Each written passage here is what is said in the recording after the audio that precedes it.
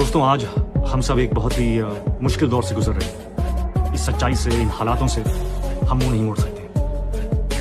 हमें इसका सामना करना है और सामना करने के लिए कुछ कदम हैं जो हम उठा सकते हैं। ये वक्त अपने परिवार से या अपने दोस्तों से मिलने जुलने का नहीं है, पार्टीज में जाने का नहीं है।